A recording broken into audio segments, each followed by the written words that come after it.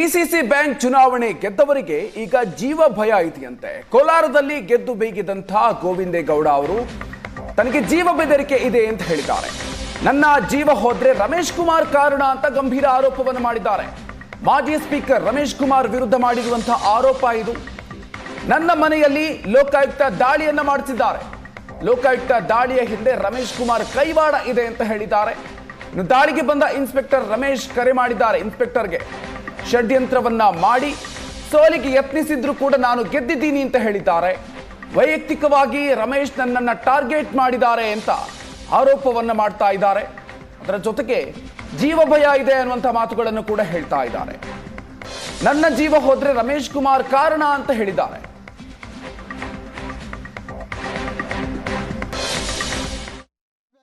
ಚುನಾವಣೆ ಸಂಬಂಧ ನಿನ್ನೆ ಮಾಜಿ ಅಧ್ಯಕ್ಷ ಬ್ಯಾಲಳ್ಳಿ ಗೋವಿಂದಗೌಡರ ಮನೆ ಮೇಲೆ ಲೋಕಾಯುಕ್ತ ರೈಡ್ ಆಗಿತ್ತು. ಈ ಹಿಂದೆ ಮಾಜಿ ಸ್ಪೀಕರ್ ರಮೇಶ್ ಕುಮಾರ್ ಅವರಿದ್ದಾರೆ ಅನ್ನುವಂತಹ ಆರೋಪವನ್ನು ಅವರು ಮಾಡ್ತಾ ಇದ್ದಾರೆ.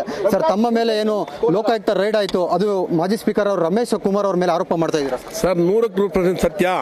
ಲೋಕಾಯುಕ್ತ ಇನ್ಸ್ಪೆಕ್ಟರ್ ಅವರು ನಮ್ಮ ಮನೇಲಿ ಇದ್ದಾಗ ನನಗೆ ಫೋನ್ ಮಾಡಿದರು. ಸರ್, ನೀವು ಮಾಡಿ ಸರ್, ಕೆಲಸ ಮಾಡಿ ಸರ್, ನಿಮಗೆ ಅದು ಹಕ್ಕಿದೆ ಸರ್ ಅಂತ ಹೇಳಿದಾಗ ಒಬ್ಬ ಇನ್ಸ್ಪೆಕ್ಟರ್ಗೆ 10ರಿಂದ 12 ಸರಿ ಫೋನ್ ಮಾಡ್ತಾರೆ ಪದೇ ಪದೇ. ಇನ್ನೇನಿದೆ ಹುಡುಕ್ರಿ ಅಂತಾರೆ. ಅದಾದಮೇಲೆ SN ಸಿಟಿಯಲ್ಲಿ ನಮ್ಮ ಮನೆ ಅಂತ ಹೇಳ್ತಾರೆ. ನಮ್ಮ ಮನೆ SN ಸಿಟಿಯಲ್ಲಿ ಯಾವುದು ನನ್ನ ಮಗಳಿಗಿರೋದು ನಾವು ಆರಂಗೋಲ್ಡ್, ಅವ್ರಿಗೆ ಗೊತ್ತಿದೆ ಆರಂಗೋಲ್ಡ್ ಸಿಟಿಗೆ ಬರ್ತಿರೋದು ಹೇಳ್ತಾರೆ. ಆಮೇಲೆ ಅವ್ರಿಗೂ ಹೇಳ್ತಾರೆ ನಿಂದೇನಾದ್ರು ಇಲ್ಲಿ ವ್ಯವಹಾರ ಆಗಿದೆಯಾ ಅಂತ ಕೇಳ್ತಾರೆ. ಇದು ಹಂಗಾದ್ರೆ ಇವ್ರದ್ದು ಕಿಮ್ಮತ್ತಿಲ್ಲ ಅಂದಿದ್ರೆ ಪದೇ ಪದೇ ಫೋನ್ ಮಾಡೋಂಥ ಅವಶ್ಯಕತೆ ಏನಿದೆ ಅವರಿಗೆ? ಸರ್, ಮತ್ತೊಂದು ಗಂಭೀರ ಆರೋಪ ಮಾಡ್ತಾ ಇದ್ದೀರಾ, ತಮ್ಮ ಪ್ರಾಣಕ್ಕೆ ಏನಾರು ಹೆಚ್ಚು ಕಡಿಮೆ ಆದರೆ 100% ಹೇಳ್ತಾ ಇದ್ದೀನಿ. ಇವತ್ತು ನಡೆದಂಥ ಘಟನೆ, ಅವ್ರೇನು ಸ್ವಾತಿ ಹೋಟ್ಲಲ್ಲಿ ಬಹಿರಂಗವಾಗಿ ಅವ್ರ ಬೆಂಬಲಿಗರಿಗೆ ಎತ್ಕಟ್ಟಿ, ಅವರೆಲ್ಲ ನಮ್ಮವರೇ, ಅವರೇ ಬಂದು ಹೇಳ್ತಾರೆ ಎತ್ಕಟ್ಟಿರೋದ್ರಿಂದ ನನಗೇನಾದ್ರು ಪ್ರಾಣಕ್ಕೆ ಹೆಚ್ಚು ಕಮ್ಮಿ ಆದರೆ ಅದಕ್ಕೆ ಗೌರವಂತ ರಮೇಶ್ ಕುಮಾರ್ ಅವರು ಮುಂದೆ ಹೊಣೆ ಆಗ್ತಾರೆ. ಸರ್, ತಾವು ಚುನಾವಣೆಯಲ್ಲಿ ಕೆಲಸ ಮಾಡಿಲ್ಲ, ಹಾಗಾಗಿ ಈ ರೀತಿಯಾಗಿ ಅವರು ಅಗೆ ತೀರ್ಸ್ಕೊತಾ ಇದ್ದಾರೆ. ಒಂದು ನಿಮಿಷ ಹೇಳ್ತೀನಿ, ನಾನು ಚುನಾವಣೆ 100% ಕೆಲಸ ಮಾಡಿದ್ದೀನಿ. ಸರ್, ಹಾಗಾದ್ರೆ ಈ ಒಂದು ಚುನಾವಣೆ ತುಂಬಾ ಪ್ರತಿಷ್ಠೆಯಾಗಿ ತಗೊಂಡಿದ್ದಾರೆ ಅಂತ ಏನಿಲ್ಲ. ರಮೇಶ್ ಕುಮಾರ್ ಅವರು ಗೊತ್ತಿಲ್ಲ. ನಾನು ಚುನಾವಣೆಯಾಗೆ ನೋಡಿದ್ದೀನಿ, ನನಗೆ ಚುನಾವಣೆ ಇಶ್ಯೂನೇ ಅಲ್ಲ. ಇದು ಏನು ಮಾಜಿ ಅಧ್ಯಕ್ಷ ಬ್ಯಾಲಳ್ಳಿ ಗೋವಿಂದಗೌಡ ಹೇಳ್ತಾ ಇರ್ತಕ್ಕಂಥ ಮತ್ತು ನನ್ನ ಪ್ರಾಣಕ್ಕೆ ಏನಾರು ಹೆಚ್ಚು ಕಡಿಮೆ ಆದರೆ ಅದು ಮಾಜಿ ಸ್ಪೀಕರ್ ರಮೇಶ್ ಕುಮಾರ್ ಅವರೇ ಕಾರಣ ಅನ್ನುವಂಥದ್ದನ್ನ ಬಹಳ ನೋವಿಂದ ಹೇಳ್ತಾ ಇದ್ದಾರೆ. ಕ್ಯಾಮರಾ ಪರ್ಸನ್ ಶ್ರೀನಿವಾಸ್ ಜೊತೆ ದೀಪಕ್, ಏಷ್ಯಾನೆಟ್ ಸುವರ್ಣ ನ್ಯೂಸ್, ಕೋಲಾರ. ಡೀಟೇಲ್ಸ್ ಕೊಡ್ತಾರೆ ನಮ್ಮ ಪ್ರತಿನಿಧಿ ದೀಪಕ್. ಇದೀಗ ನಮ್ಮ ಜೊತೆಗೆ ದೂರವಾಣಿ ಸಂಪರ್ಕದಲ್ಲಿ ಜಾಯ್ನ್ ಆಗ್ತಾ ಇದ್ದಾರೆ. ದೀಪಕ್, ಕೋಲಾರದಲ್ಲಿ ಗೆದ್ದು ಬೀಗಿದಂತಹ ಗೋವಿಂದೇಗೌಡ ಅವರು ಈಗ ರಮೇಶ್ ಕುಮಾರ್ ಅವರ ವಿರುದ್ಧ ಗಂಭೀರವಾದಂತಹ ಆರೋಪಗಳನ್ನು ಮಾಡ್ತಾ ಇರೋದು, ತನ್ನ ಮೇಲೆ ನಡೆದಿರುವಂತಹ ಲೋಕಾಯುಕ್ತ ದಾಳಿ ಆಗಿರಬಹುದು, ಅದರ ಜೊತೆಗೆ ಈಗ ತನಗೆ ಜೀವ ಬೆದರಿಕೆ ಇದೆ, ವೈಯಕ್ತಿಕವಾಗಿ ಟಾರ್ಗೆಟ್ ಮಾಡ್ತಾ ಇದ್ದಾರೆ ಅಂತ. ಏನಿದೆ ಇವರಿಬ್ಬರ ಮಧ್ಯೆ ಏನು ನಡೀತಾ ಇದೆ, ಜೊತೆಗೆ ಏನು ಕಾರಣ ಈ ರೀತಿಯಾಗಿರುವಂತಹ ಆರೋಪವನ್ನು ಮಾಡೋದಕ್ಕೆ?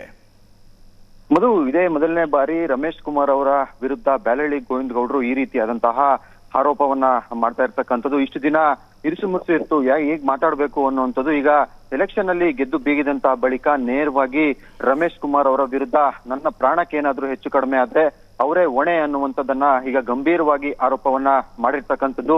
ಬ್ಯಾಲಳ್ಳಿ ಗೋವಿಂದಗೌಡರು ಏನಿದ್ದಾರೆ, ಇವರು ರಮೇಶ್ ಕುಮಾರ್ ಅವರ ಪಟ್ಟ ಶಿಷ್ಯ ಆಗಿದ್ರು.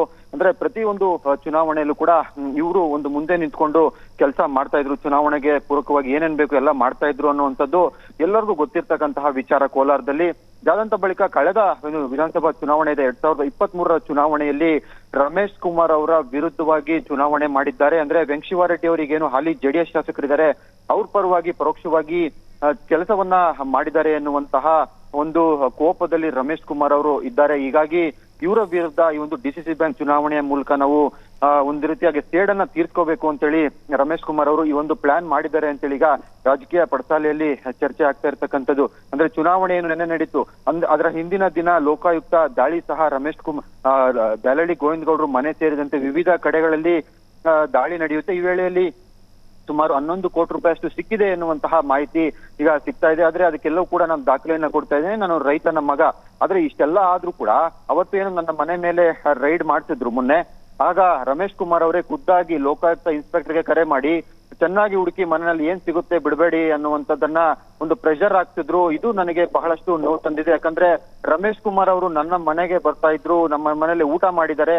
ಅವರ ಚುನಾವಣೆಯಲ್ಲಿ ನಾನು ಪೆಂಡಲ್ ಇಂದ ಹಿಡಿದು ಪ್ರತಿಯೊಂದು ಹಂತದಲ್ಲೂ ಕೂಡ ಅವರ ಚುನಾವಣಾ ಖರ್ಚು ಏನಿತ್ತು ಎಲ್ಲವನ್ನು ನಾನು ನೋಡ್ಕೊಂಡಿದ್ದೇನೆ. ಅವರು ಕೂಡ ಸಾಯಿಬಾಬಾ ಭಕ್ತರು, ನಾನು ಸಾಯಿಬಾಬಾ ಭಕ್ತ. ಬಂದು ಇಲ್ಲಿ ಪ್ರಮಾಣ ಮಾಡ್ಲಿ ಸಾಯಿಬಾಬಾ ಮುಂದೆ ಅನ್ನುವಂತಹ ಒಂದು ಚಾಲೆಂಜ್ ಅನ್ನ ಕೂಡ ಈಗ ಹಾಕಿರ್ತಕ್ಕಂಥದ್ದು. ಅಂದ್ರೆ ರಮೇಶ್ ಕುಮಾರ್ ಅವರು ಇನ್ನೊಂದು ವಿರುದ್ಧ ಗಂಭೀರ ಆರೋಪವನ್ನ ಮಾಡ್ತಾರೆ. ರಮೇಶ್ ಕುಮಾರ್ ಅವರು ಯಾವ ಮಟ್ಟಕ್ಕಾದ್ರೂ ಇಳಿತಾರೆ ಅನ್ನುವಂಥದ್ದು ನನಗೆ Okay. ಗೊತ್ತಿರ್ತಕ್ಕಂಥ ಚುನಾವಣೆ ಅಂದ್ರೆ ನನ್ನ ಜೀವಕ್ಕೆ ಥ್ರೆಟ್ ಇದೆ ಅನ್ನುವಂಥದ್ದನ್ನ ಬಹಿರಂಗವಾಗಿ ಹೇಳಿದ್ದಾರೆ.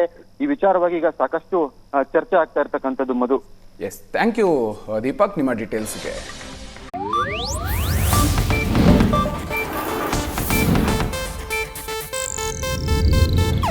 ಇದು ಏಷ್ಯಾನೆಟ್ ನ್ಯೂಸ್ ನೆಟ್ವರ್ಕ್ ಪ್ರಸ್ತುತಿ.